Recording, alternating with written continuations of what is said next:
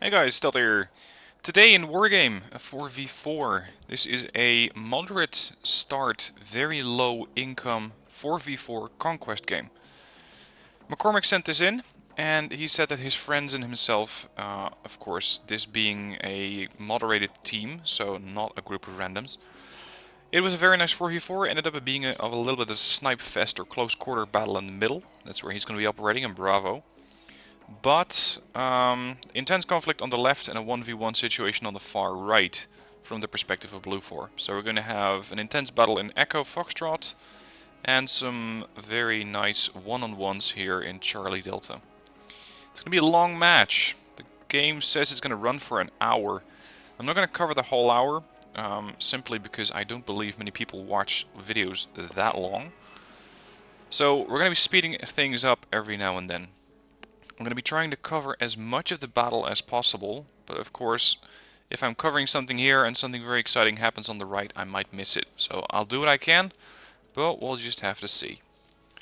Now, McCormick over here is using a US armor deck, which is an interesting choice to take into Bravo.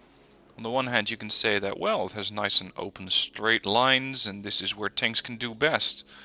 Sure, but you also got these buildings here, and these buildings here, which can make for very nice ambush spots for infantry.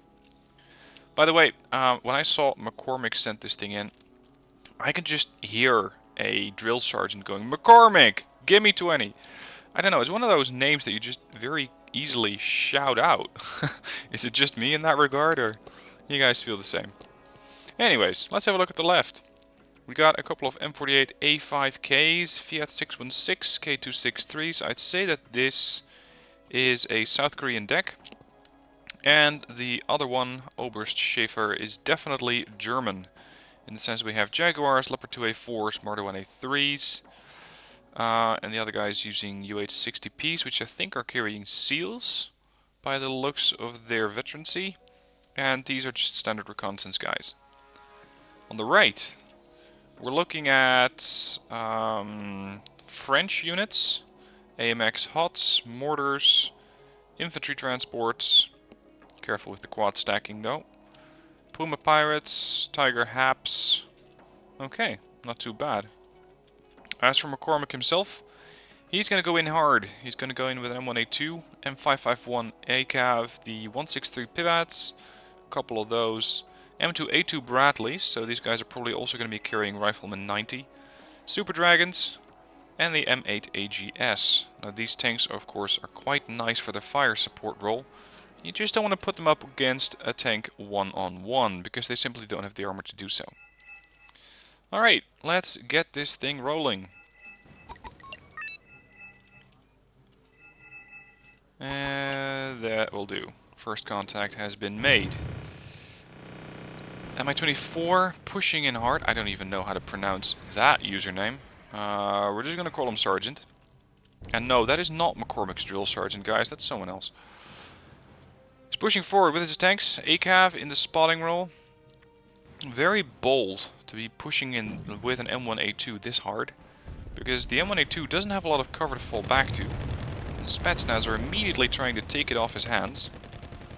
Luckily, there's one bit of building in the way, and now the Rifleman 90, as predicted, are going to come in and quickly dispense of the Spetsnaz, or at least hopefully.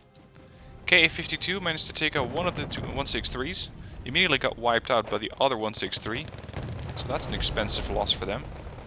Talking of expensive, we got a T-80UM coming in, and he has quite a few units out in the open, which can be pretty easily targeted. Thank you for updating World of Warships. Get out of here. Rifleman 90 have now been able to push the Spats crew out of the building. Cavalry scouts moving up. And, oh, what was that? That was his AGS that got blown up. ACAV trying to get a lock on, but the UM is now pushing back into the forest. There goes his recon. So the last recon that he has is the cavalry scouts. They are leading though. They have a +3 lead. And here comes a missile from the cavalry scouts, missing the T-80UM, which might have been a side shot. M1A2 kills. Oh, this is going to be a close call. Damn it. World of Warships just keeps updating. M1A2 comes in close. Oh, this is going to be tight. Who gets the first shot off? I think it's going to be the ADUM. Yep, the ADUM just took out the M1A2. The Patton might get the kill. There we go. So that's both of the super heavies down in the middle dead. Looks like he was bringing in a bomber to deal with some of the infantry, but he decided to call it off at the last possible moment. So now Bravo is... Bloody hell, this tank almost got a plane thrown on top of it. This zone is very lightly defended. We have a couple of riflemen, we have the M2A2s with their TOW 2s, and they can still do quite a bit of damage. Super Dragons. This is a nice snack for the tank. A couple of Osas scurrying away, quickly getting into cover. There you go, target down. Here comes the bomber, yet again. This time he is going for the drop.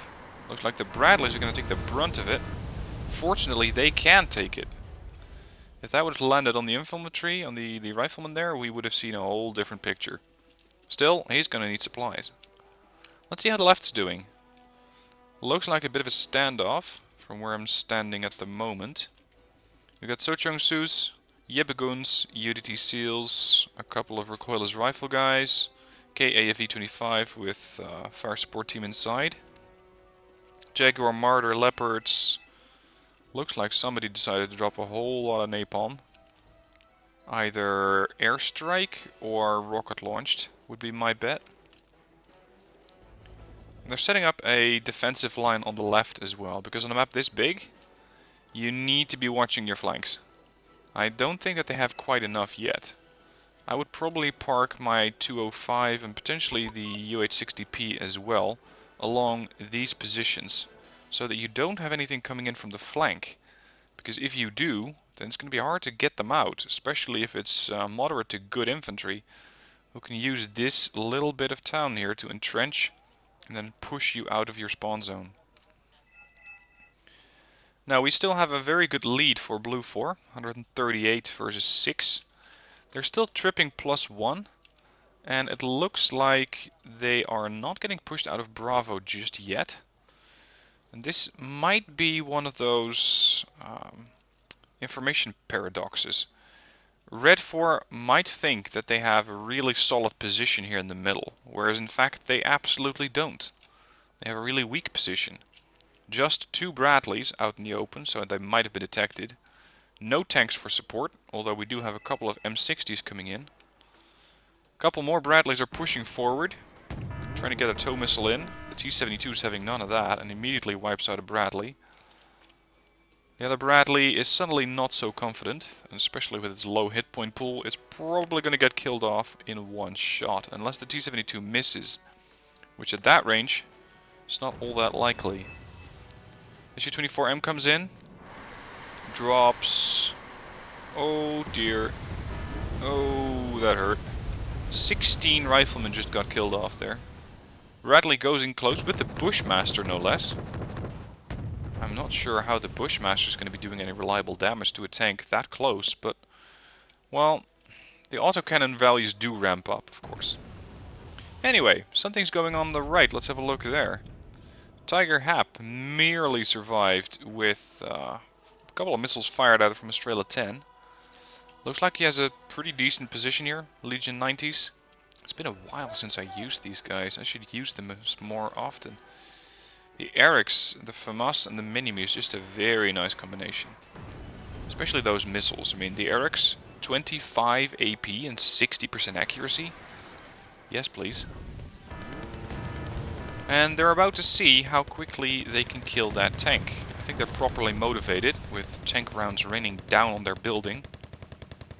Come on, one more. There you go. Target is down. Only took them 2 Legionnaires, and they're actually still calm. Let's see, over in the middle we got a bit of activity. Mi-24P and an Mi-35, all coming in together. Interestingly, this is not the units that were brought in from Sergeant. These are other units. This is Feelgood and Jan Powell. Again, his AA is weak. Only 163. And is he bringing anything else? Yeah, Super Dragon with Recon, but that's about it. Now this is the interesting bit about low income conquest. You have to make sure that your units that you do bring in are very cost effective and quite survivable.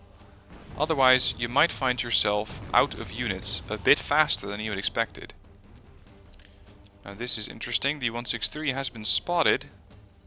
Can it get the kill on the Mi-2? It's probably too far away.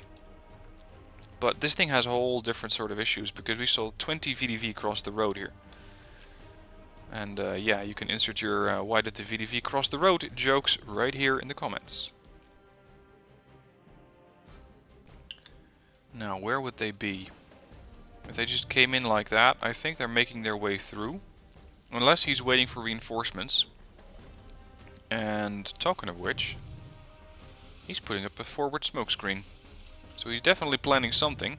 This is Sergeant again. What does he bring? A BTRD, it's a T-72B1. He's creating a dense smoke screen there. But it seems to be rolling itself out into a bridge from this tree line all the way to this structure. A couple of transports. That must be the fire support group. Oh, there's the VDV. They didn't cross the road yet. Interesting. Good kill from the ITV there. I gotta say, I don't usually use these things, but of course, they can be quite potent. The problem still with the HEGM is their range. 26-25 versus a tank that's coming at you at full speed. Well, you're going to start taking incoming tank rounds pretty damn soon, and this is not what those things were designed for. Just saw something hop across these buildings. T-72B1 pushing forward. BTRD narrowly avoids the missile fired from the Super Dragon. There goes his M60 Patton, his ITV and his 163. The VDV have been making a killing here. And with his AA out of action, the only AA he has to rely on is the Gepard over there. That's the last unit that he has. And that's not even his, so he's going to have to communicate with his team buddy to get him to bring the tank forward, or to bring the AA forward. Because these, with the rocket pods, are going to very quickly turn any bit of infantry into dust. T-72B1 pushing forward again. There goes a transport. Come on. Focus on the tank. Side shot. Missed. Close. Rocket pods on the BTRD. Seems stunned. Still 3 tow missiles left. Oh, did you see that? Last second and it veered off. VDV pulling back into their building after having taken a bit of a battering there. And this is going to be an interesting skirmish. A Stinger C group against an Mi-35. The Stingers do have the range, but the Mi-35 just needs to move a little bit into their range, absorb one of the missiles and kill them off. Talking of killing them off, it looks like the AA that was over here, and this is something that Oberst might need to pay attention to. These AA guns are all active. I think that a Seed aircraft just flew over and took out his Gepard there, making this area wide open to attack. A helicopter rush pushing in like this could get pretty deep. It would run into the Chaparral eventually, but that's the problem, eventually. Before long it would have killed off a lot of stuff.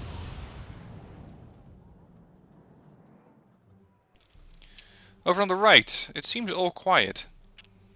I am a bit troubled by his lack of reconnaissance. And yes, you could argue that at this ranges, reconnaissance infantry isn't too valuable because the medium spotting capability from the Legionnaire 90 would be enough. Still, I would want to have a bit more reconnaissance here. Now, let's see what Rudiger is up to. Yeah, he's only operating on the right flank.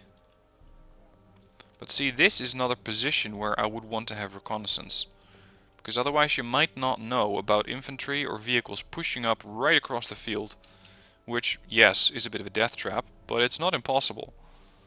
Also, be careful with those mortars. They can be seen from pretty far away, so make sure your stuff is in cover. As for the left, it's rather quiet. I think the only area of contact at the moment is the middle. Oh, and suddenly on the right, what we got here? Infantry. Class, Motostrelki 90. Unfortunately for the Motostrelki, the Legionnaires have a better position. And possibly a better machine gun as well in the form of the Mini-Me. They also have a bit of fire support from a Brennus. Brennus suppressing them with the main gun. There goes one squad. I'm not sure what Powell is hoping to achieve here, because it's going to be difficult to get the Motostrelki to kick the Legionnaires out of the building if they just stay at range, despite having a BMPT there for support.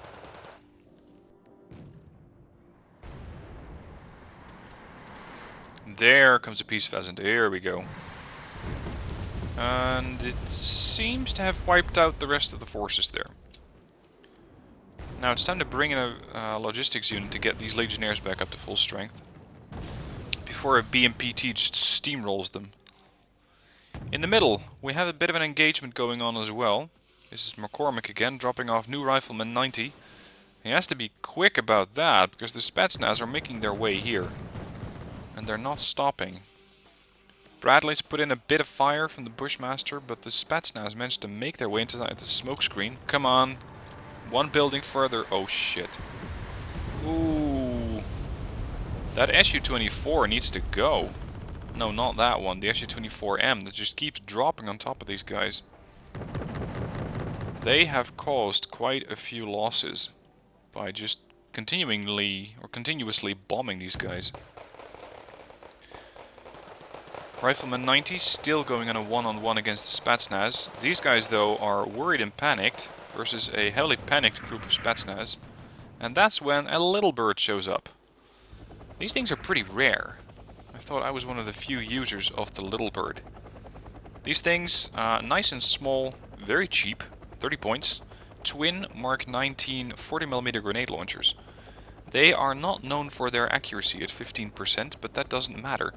Because if you fire this many rockets, or this many grenades, and yes, they do empty themselves out in 2 minutes, then you're likely to hit something anyway. So, nice to see the little bird on the field here. And what do we have here? Looks like, yep, some of the helicopters are going down.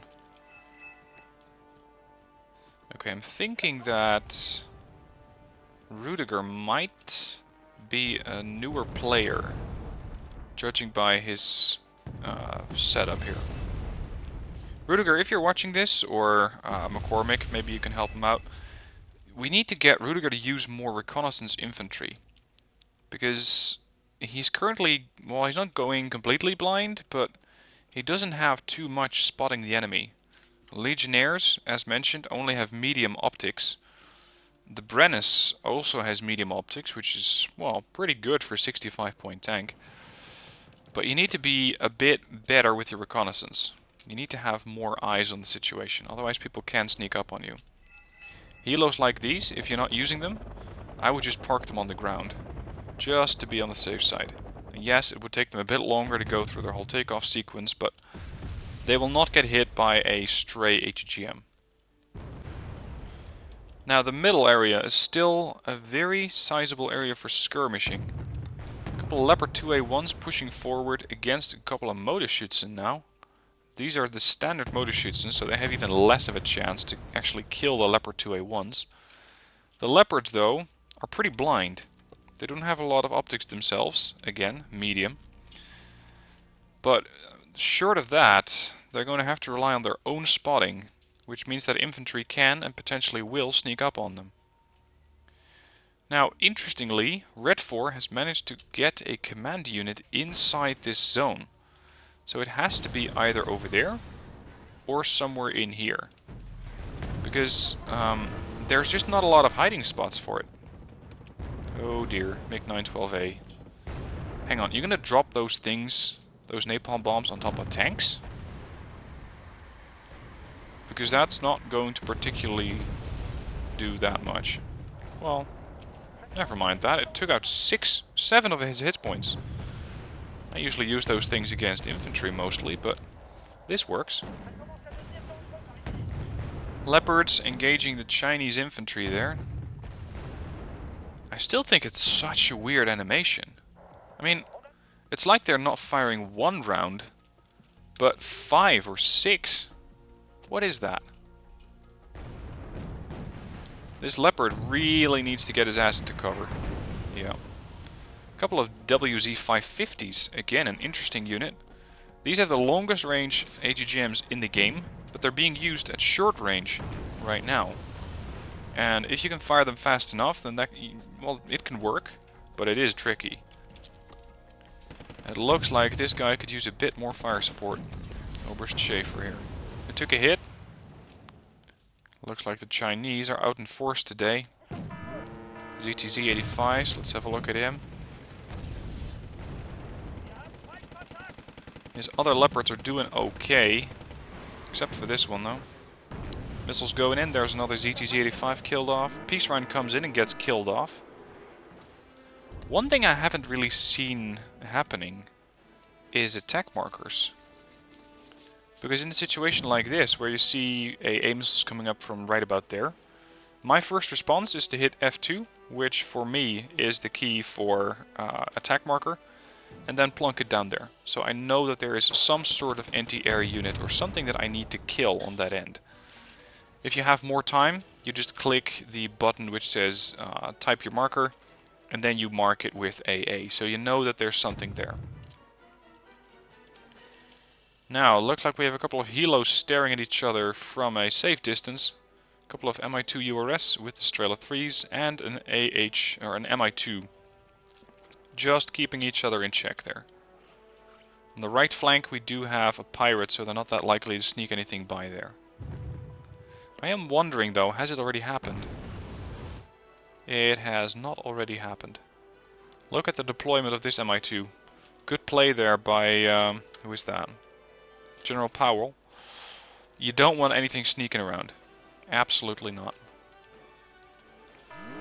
Alright, McCormick is still at it in the middle. And since they're no longer getting points, they still have a lead of 300. But of course you want to make sure that your position is secure, and that it stays secure. Missile goes in from the cavalry scouts. I gotta say, these guys are doing good work. But this is all that is standing between this whole town and the enemy. That is a bit light. Of course, it is a very low income game, so you don't have that much that you can field. Still, this is just, well, it's pretty weak. Sergeant's now pushing with Morskaya Pakota 90. I think by now we've seen pretty much all the types of infantry that he can field. We've seen VDV, we've seen Motostrelki, we've, well, pretty much seen, I think, 3, maybe 4 different infantry types from this sergeant here. The riflemen are keeping them at bay and have now won the battle. The question is, can we get far enough to find that command vehicle and get that +1 going again, because their command tank is still in position. And by the way, the French have taken up a bit of a side position here. Rudiger is reinforcing that area, which is a good thing, because otherwise you can come in with vehicles this way, and it's not easy to stop that with just 20 riflemen. Why are you parking your M2A2 in the open? This is just asking for disaster. Here comes another aircraft, MiG-25 RBF. These things carry 8 500-kilogram bombs, which they all decided to deliver as a friend care package to the Bradleys. Bradleys didn't survive. I'm gonna... Actually, I don't make political references very often, but a Bradley called Flynn... did this guy graduate to become a, or to have a very short career as National Security Advisor, or is this someone else? Anyways, moving on. T-72B is now very casually picking off this tank, this Bradley, but it seems that the gunners have once again been drinking. As even a sitting still M2A2 Bradley turns out to be a bit of a difficult target for the Russians. Yak 141 comes in, tries to kill off any bird that Blue sends in. Looks like they have been able to damage them quite a bit. Ah, there we go. The other Bradleys took out the tank. That's the T-72B1 there. But we have further issues. BWP2 from Feelgood MD. Another M2, M1A2 pushing forward, wiping out these things pretty quick. US gunners seem to be a little bit less drunk. Of course, a firing computer giving you 70% accuracy does help. And this means that if you keep them at bay, they're going to be the safest and they have the best chance of survival. Now, looks like another infantry push was repelled there. I'm going to put the game on 2x speed for a bit, otherwise this video is going to become eternal and I don't really want that to happen. Chinese are pushing up, a couple of 85-2s coming in, wiping out the leopards as they're closing to within, well, pretty much, what do you call that, arm's length? Something like that. These guys are really, really close. And while Oberst apparently really likes his tanks, he really needs to field infantry. Because infantry would be the answer. Just a couple of Panzer Grenadiers would quickly make work of these tanks. Huh. It looks like he might be sneaking around with paras and pirates. Interesting. The Chinese are definitely still coming. We got Yukyoktes, we got those tanks, BTR-80s. This is not looking good for blue. Come on. There, 20 Panzer Grenadier 90s. Push them forward. Get them to assist. Don't just keep them there. And you may want to move that thing off. Or the Chinese are going to do that for you. Oh, napalm strike on the buildings there. The Chinese are definitely working on pushing Blue 4 out, and they're doing a great job at it. A couple of Pattons are coming in from McCormick, trying to help out. There's not a lot that they can do, because they're a bit overwhelmed. Leopard 1A5 comes in. Leopard 1A5 at short range? It's tricky. I prefer to use the Leopard 1A5 as a sniper myself. Doesn't mean that that's the only appropriate role for the unit. But that's the one that I found to be most useful. Because the Leopards tend to not have a lot of armor. Especially the 1A2. 6 frontal armor. The 1A4 is a bit better with 8. But still, at short range, it doesn't really matter that much. I'm going to quickly switch over to the right, where the French are now pushing. Yes, I know it's weird to use those two words in the same sentence, but here we are. Motostrelkies have been pushed out. And can we make it to these buildings next? That's the question. It is wide open, and is probably heavily defended. He does have his VPM 120 standing by, fired about half of their rounds. So if these guys can get to work, they can put up a smoke screen, which might allow for the chasseurs to push up, along with support from the Brennes. One unit that I would love to have on this end, by the way, is the Leclerc. Because at this distance, it is perfect. It can oversee most of the field. Anything that comes at it, such as a transport, is quickly going to get killed off with its incredible rate of fire. And you don't really have to worry about other tanks that much, because if there is one that comes in close, you can always pull back into the tree line. Now, something else that I'm worried about for the French here is their almost complete lack of AA. They have one AMX-13, they have one Mistral missile launcher there, and that's it. If these guys come in with any sort of firepower, any sort of helicopter push, then we're going to see quite a few units go down, because they won't really have much of an answer. And yes, I know that the VAP 2013 has an autocannon, but it's only effective to 1575 meters. So it's not that good. Ooh, look at what we found. Chinese are trying to sneak in a command vehicle. Unfortunately for them, this thing is stuck in the mud. So they can see it. I'm again not seeing an attack marker being thrown onto it, because this is a priority target. Absolute priority. The moment that they move it in here, you're going to lose it. Of course, yeah, you'll still know where it is, more or less. There we go. You'll still know where it is, but you're going to start losing points because they neutralize Foxtrot. There we go. Fox neutralized. Red is now gaining points. Leopard 185 pushes in, immediately loses 8 out of 10 hit points. Returns fire. Hits the Chinese vehicle. And then makes its way into the tree line, but is still being detected. We may have spotters somewhere on this end. Over on the right, we have Pumas pushing up, as well as infantry moving forward. Brennus wide out in the open. This is something that is... what the hell? Oh dear, don't tell me you want to try and clear a town with a couple of Brennus, because they are just not very good at doing that. Oh, what's he going to do? Rudiger, if you want to clear out a town, you bring infantry. It would not be very wise to sweep a town with a tank, short of just driving over the houses, but unfortunately that doesn't quite work in Wargame. Bren is pushing forward. Surprisingly, it's not running into any infantry. There's the first one it's seeing, the Concours, which need to get dispensed very, very quickly.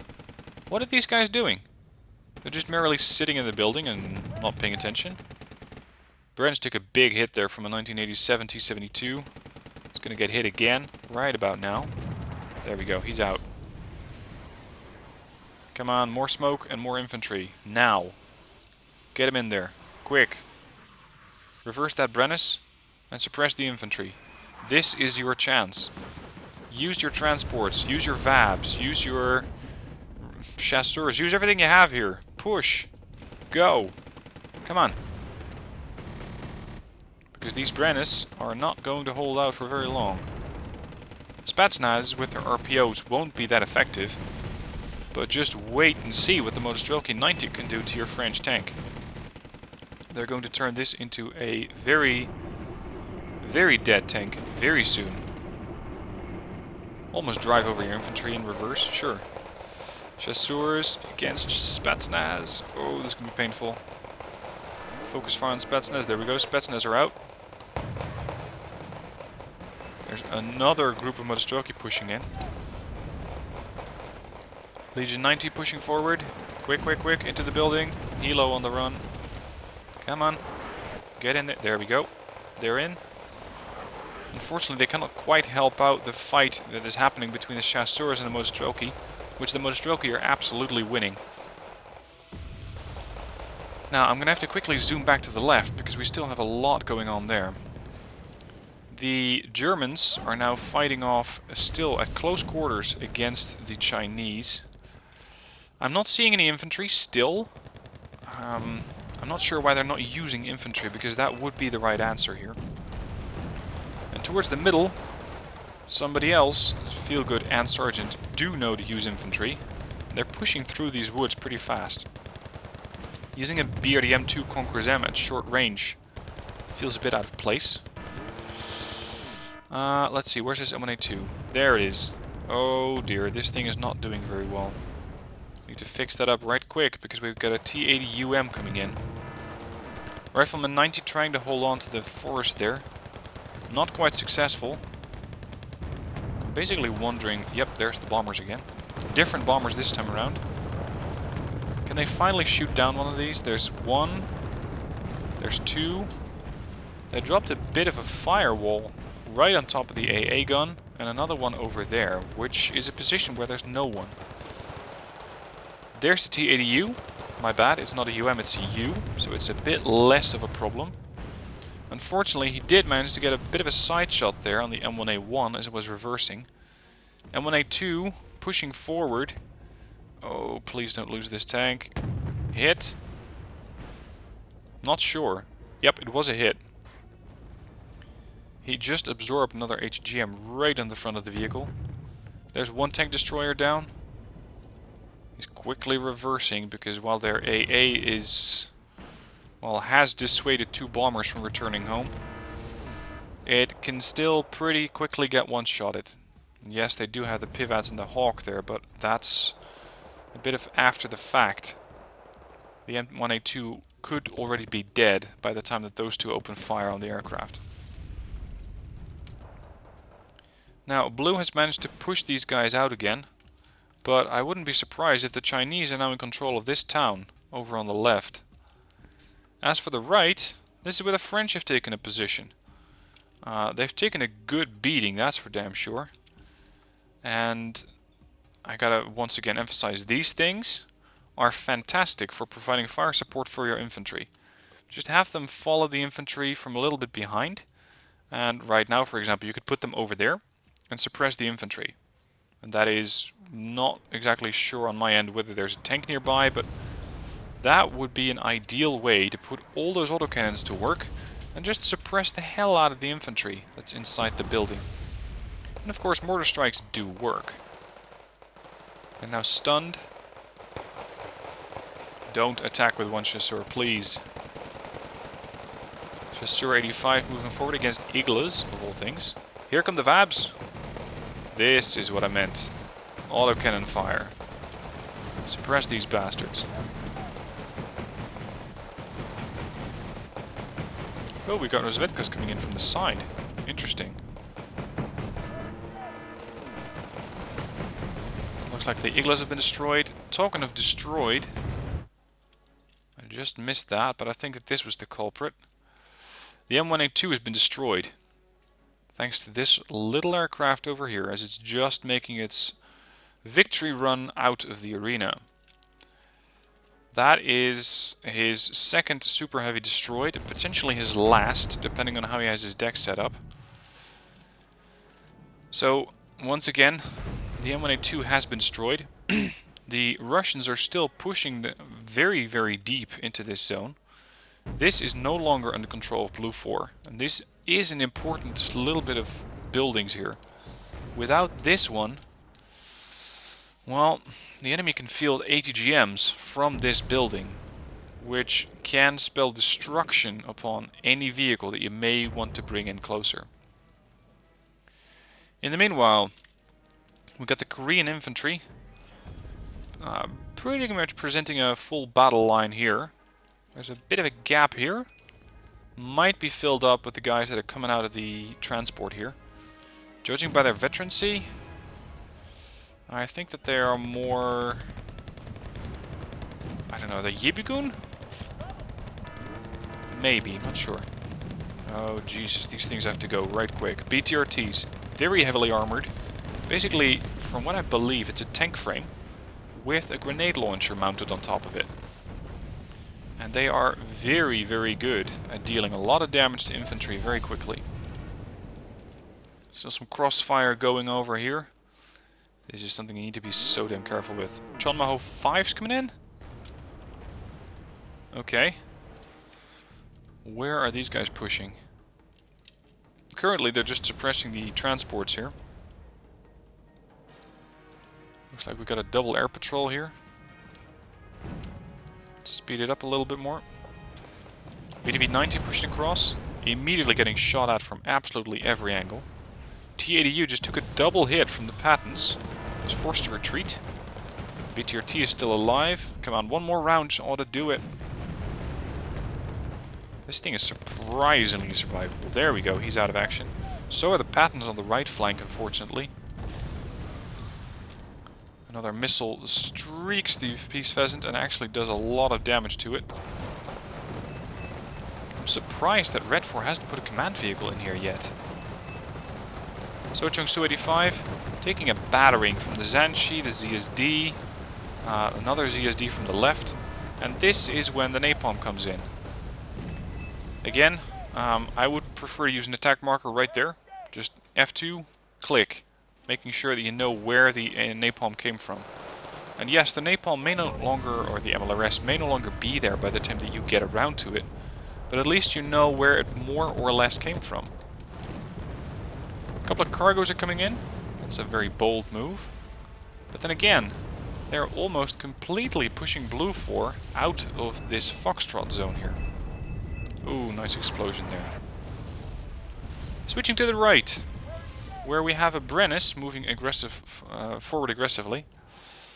As soon as you get control of these buildings, bring in your own command unit, because this will take 2 points off of red 4, meaning that blue is going to be once again gaining points. And checking the mini-map, I'm not seeing any of these blue or any of these circles moving around. So we're not actually seeing a command vehicle moving up here at the moment. But that's something that, if you have the points, of course, would be very valuable. Quickly getting a command vehicle in. Neutralizing the income, especially Charlie, is worth a lot of points. M1A1 closes in. Oh, this is risky play. Yes, it's guaranteed to hit absolutely everything, but the FJB-40s do come with an RPG-7, which, in significant numbers, will kill the M1A1. Let alone the fact that there might be a Modus Jockey 90 in there somewhere. Hit. There's another one killed off. The FJB-40s should have gotten their asses into cover. They're trying to get an RPG off, probably on the M1A1. Talking of which, here comes a bombing run. Hold on. He's alive. Now he's not. There's the M24D firing a Flyta missile. One of the worst AGGMs in the game as far as I'm concerned. And unfortunately another M1A1 bit the dust. If you want to use tanks like that, I would recommend that you keep them at range.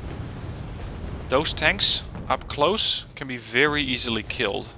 Those tanks at range are more difficult to kill off, because then they get the full power of their armor, whereas up close the enemy AP, being for example fired from a tank gun, becomes so significant, so powerful, that it is really easy to kill off a high value tank like that.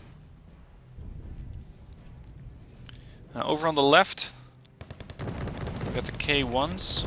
Zanchis are being suppressed by the K1s and some autocannons from the KAV-25s, but they're not fielding their own infantry that much.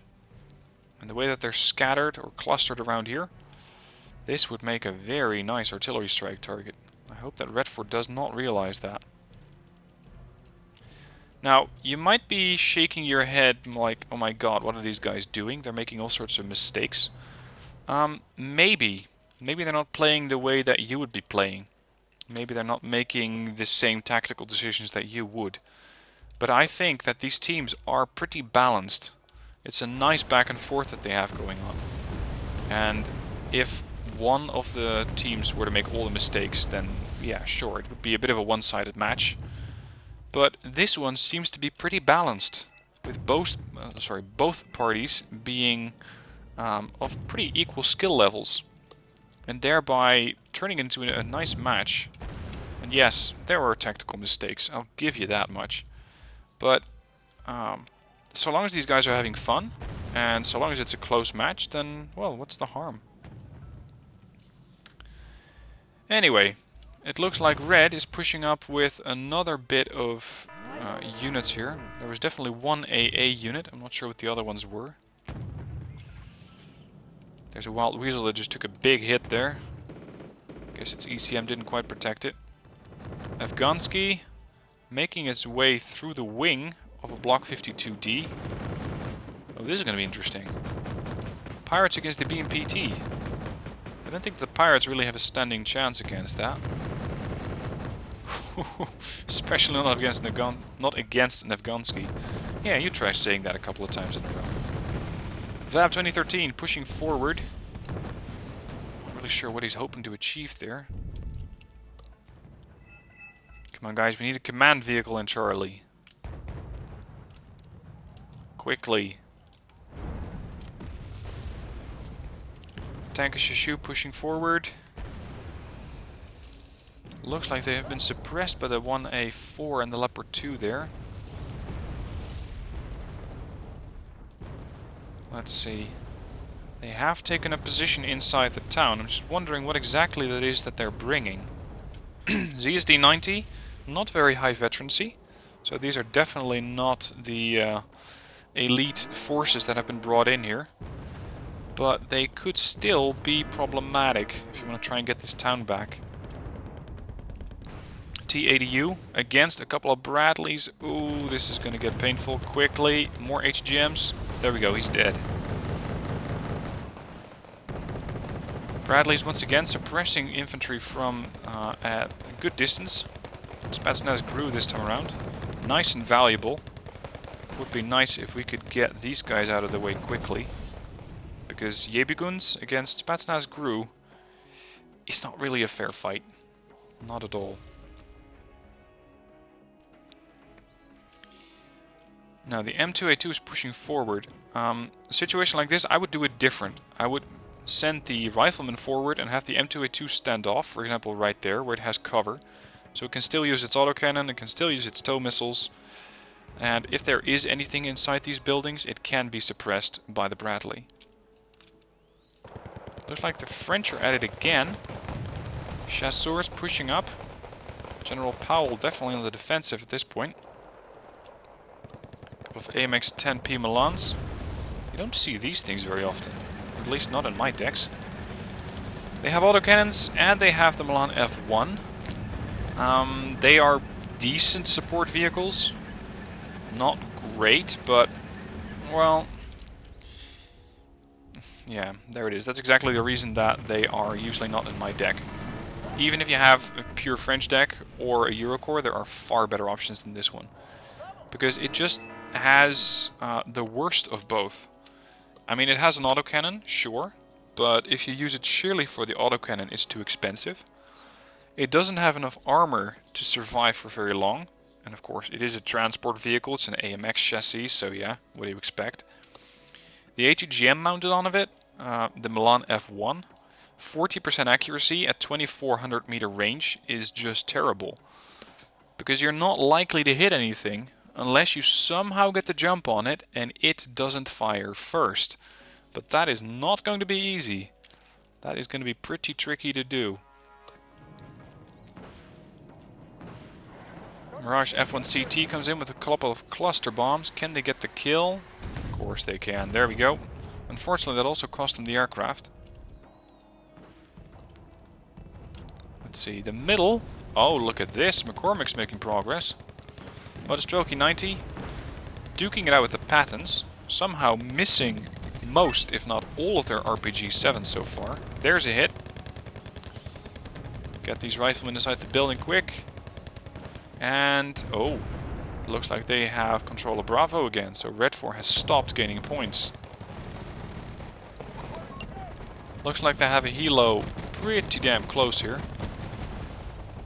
Just imagine being a helicopter pilot like that. I wouldn't be very comfortable being that close to a building. But then again, in Wargame we have seen helicopters do all sorts of crazy stuff. We've seen airplanes fly right through mountaintops. We've seen helicopters land in a position like this, whereas a position outside of the vehicle or outside of the field, outside the building would be much easier. 24p at short range, that autocannon can mess you up. Fortunately, it doesn't seem to have a line of sight. It's just hovering there. You don't see this very often. A couple of Motostrelky surviving. Come on, there we go. Secure. Red, still at a +1, as they have managed to push Foxtrot. Foxtrot is no longer being counter-capped by Blue 4, as they were forced to retreat apparently, or they took what may have been another napalm strike. And now Red, despite the fact that Blue has Bravo back, is still in command of the +1. There's still 10 minutes or 12 minutes left on the game. It's going to be a close call. And especially this area could prove decisive. If Blue manages to get the command vehicle killed off in this zone, or bring their own command, then that will tip the scales in favor of Blue 4, because Red is suddenly going to stop gaining points. Good hit there by the Brennis. Chasseurs moving forward. What do we have here? Is that AA? Yep, that's AA. Let's just have those guys move in. 11 minutes left. Wild Weasel once again does a seed run. With a fighter hot on its heels. Curious.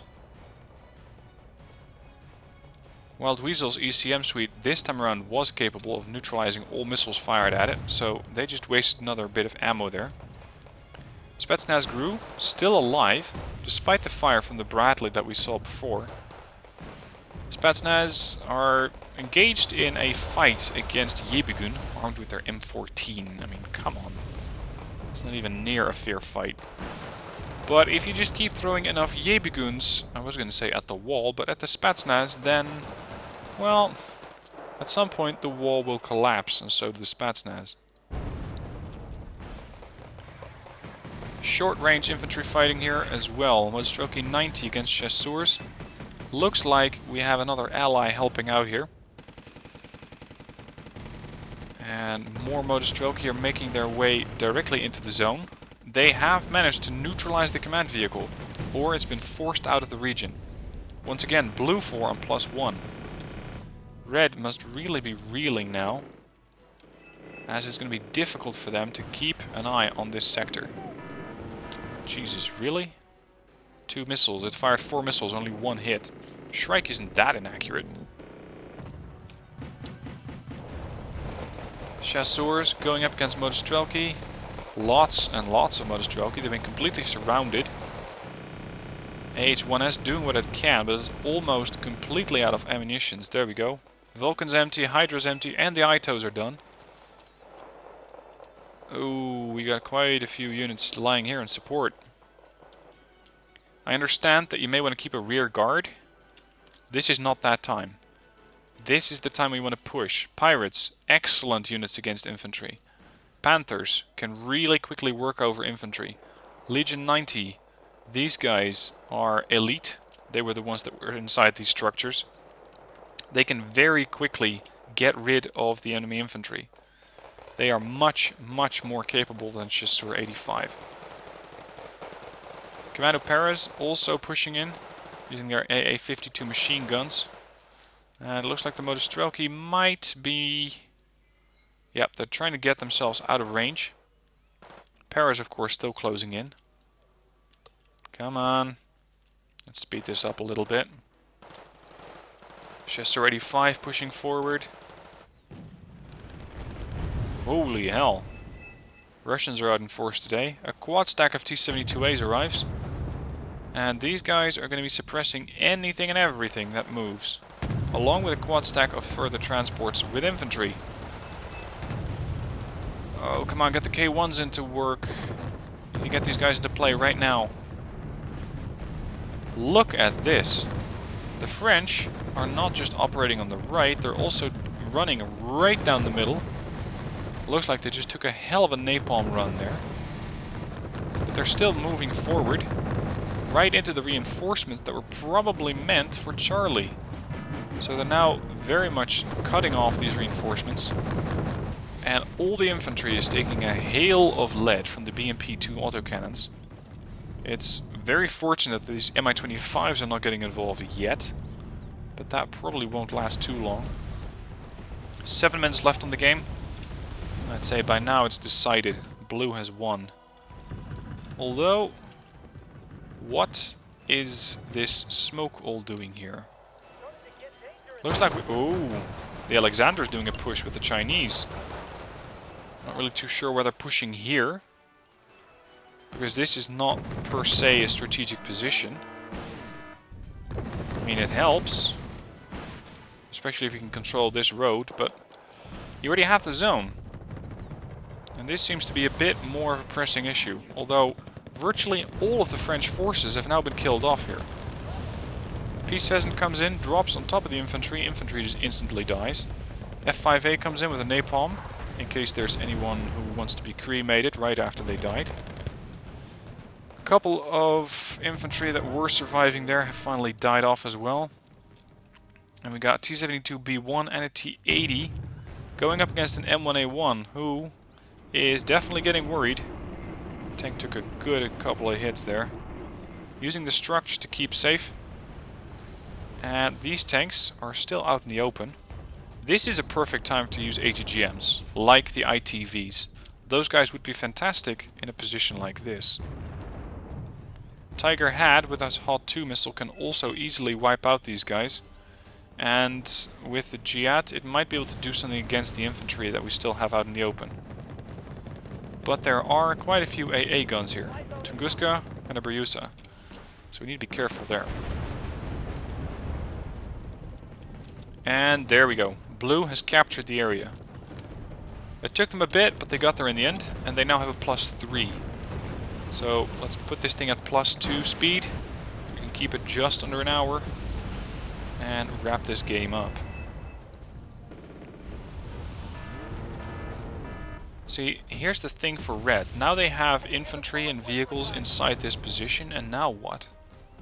Because you're never going to make the jump all the way to Gulf. That is going to be very difficult to execute. Not impossible, it's just going to be difficult. Especially if you have tanks, and a lot of tanks, waiting for you there. And meanwhile, red still has a bunch of infantry in here. They're not doing that much damage. They could be threatening the command vehicle, but they're going to have to make haste if they want to get through this tree line, killing off the AH-1S, and then putting pressure on the command vehicle there. As for Rudiger, if you have this much infantry, don't sit back in the rear of the zone. Because what could happen now is that red's going to go, hey, look, there's not a lot of stuff going on here. I'm going to push my own command vehicle in there. If you have terrain captured, like you do now, reinforce. Have your legionnaires secure these positions or these where their HGM can be quite effective. That would be a better use of your units than just keeping them all back here. The M1A1 is still alive. Currently duking it out with VDV-90. There we go, he just died off. T-72B1 sends his regards. Talking of which, it's also sending its regards right to the Chaparral, which somehow managed to survive an ATGM. That's rather surprising. On the left, it seems that they're still doing a final push. We have a Leopard 2A5 now, and a couple of AA guns spinning up as quickly as they can. Immediately getting to work on the Mi-25s as they are threatening the tanks and infantry that are out in the open. Su-22 comes in. 2 1,000 kilogram bombs could be a significant blow to the AA. There's one. That means that they still have one AA gun over there and a BHO a little bit further behind. There's a PGZ-88 suppressing tanks and infantry alike. Anything they can get their claws into. The 2A5, I was worried that was dying already, but they managed to survive. Pushing back and trying to keep these guys at bay.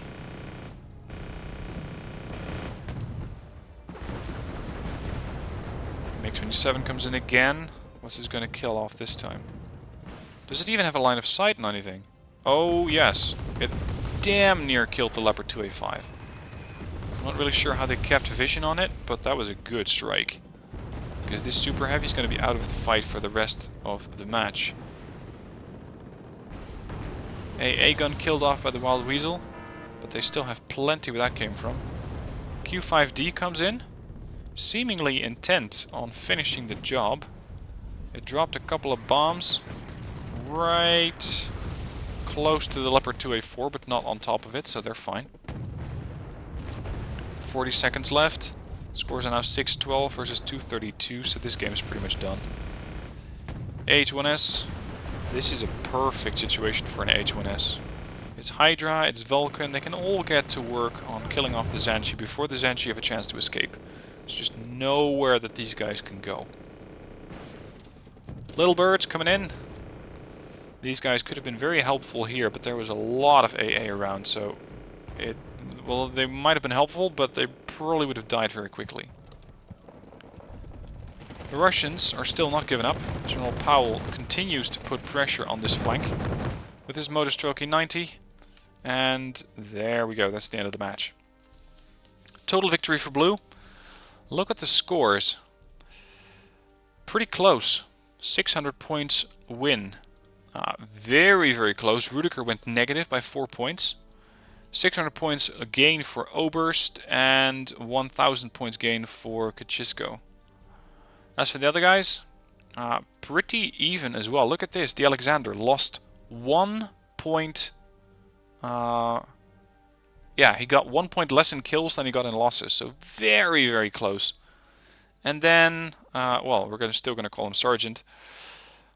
Very close game for him as well. So, yes, it may not have been the perfect tactics. They may not have been the perfect strategies. But the game was definitely a close one. These teams were matched for skill. And when they are, that's when you can get matches like this. So I hope you enjoyed this one, because I sure as hell did. If you have a game that you want to have me have a look at, and keep in mind that's no guarantee that's going to be on the channel, then you can find a link in the description down below where you can send in your own game.